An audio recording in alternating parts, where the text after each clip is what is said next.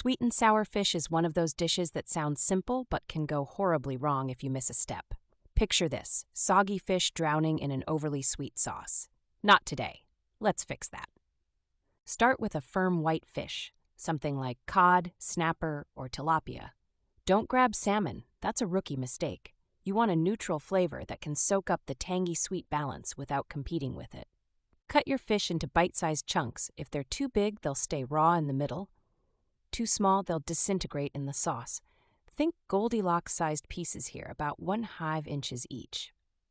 Next comes the coating. This is where a lot of people mess up. Mix equal parts cornstarch and flour with a pinch of salt and pepper. Coating just in flour? Nah, that won't cut it. You want a crispy, light crunch. Pro tip: toss those fish pieces in the coating just before frying. Don't prep them an hour early while you scroll through TikTok. The coating will turn gummy, and you'll hate yourself when you taste it. Heat up your oil, about 2 inches deep in a pan at medium-high heat. Here's the secret: the oil should be around 375 degrees Fahrenheit. If you don't have a thermometer, toss in a breadcrumb. If it sizzles and floats, you're ready. Fry your fish in small batches. Don't crowd them, or the oil's temperature will drop, and you'll end up with greasy fish. 2 minutes per side should do the trick. Golden brown is the bullseye you're aiming for. For the sauce, blend ketchup, vinegar, sugar, and water in equal parts, 1/2 cup each.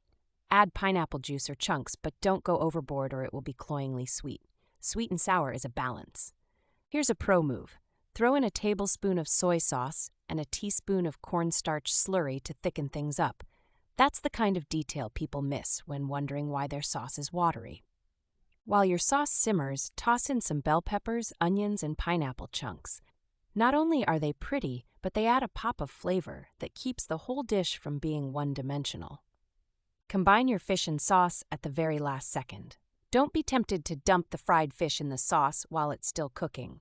That's how you ruin that crispy perfection you worked so hard for. Serve it hot over white rice or even as a side with fried noodles. This dish is all about the contrast: the fluffy rice or chewy noodles, the crispy fish, and the luscious sauce. It's a textural dream. Sweet and sour fish might sound like something you'd only order at a restaurant, but trust me, once you nail it, it's a game changer. You'll never go back to those store-bought sauces. Plus, bragging rights taste great too.